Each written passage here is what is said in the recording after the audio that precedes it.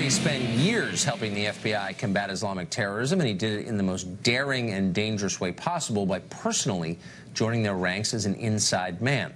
The work was so dangerous that Tamer el-Nuri is not his real name. We can't let you hear his real voice.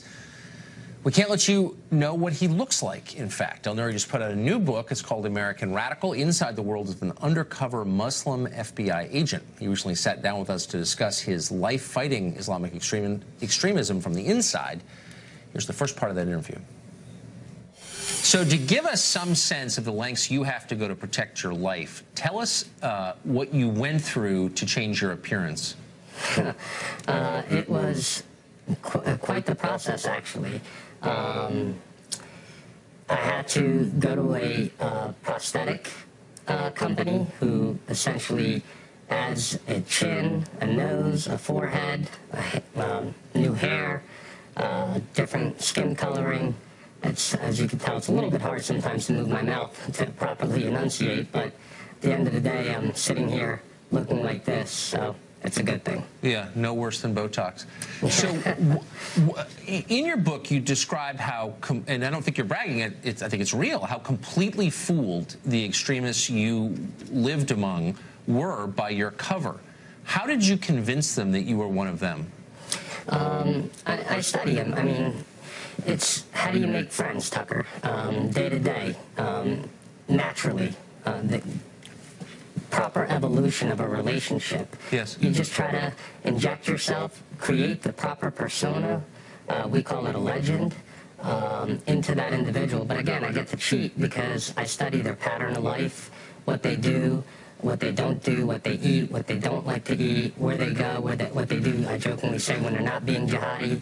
Right. The human contact. Once I have that, it's really not that hard to craft my legend, to be able to insert myself into their lives, to be able What to are some of the tells? I was struck in reading it how little, even those of us who kind of read the news every day, know about the people who commit or try to commit acts like this, what they're like personally, what they believe. What about them is different in the way that they live? Everything they do is extreme. And that's, I guess, where the term extremism comes from. Yeah. So that's, in and of itself, doesn't make you a terrorist, but it's a red flag for me. It's multiple indicators, and that's what I tried to highlight in American Radical, is it's not just for law enforcement and the intelligence community anymore to be able to know, to be able to distinguish between a radical individual and a mainstream Muslim.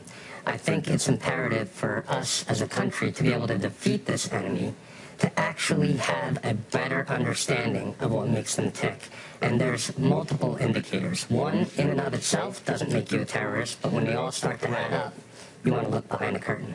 So what, I mean, the most obvious question, what motivates them? Why are they angry enough at America that they want to kill Americans, in some case lose their own lives?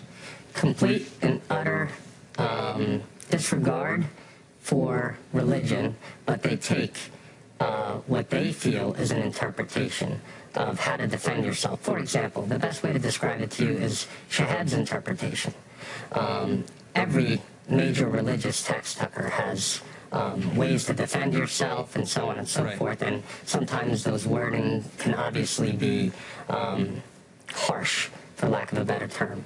But they take it and they would say, for example, that Shahad says that every taxpayer in the United States is supporting a government that's occupying Muslim lands. And these governments are suppressing the proper military, so they can't defend themselves with a proper military force. So this is the only way to defeat them, is with terrorism. Strike from within, because they view it as a tool of war. It's an absolute desecration. It's not the proper interpretation of any religion, let alone Islam. So that is another indicator and yet a justification. Did you become close to these guys? How did you feel about them? I hate every one of them, obviously, but my trick, and others like me that do this, is I latch on to something human in them. Yes. In Shahad's case, for example, here he is a brilliant, world-renowned scientist on the precipice of curing infectious diseases. What he offered to humanity was so wonderful, the way he spoke to his mother, the way he supported his siblings financially.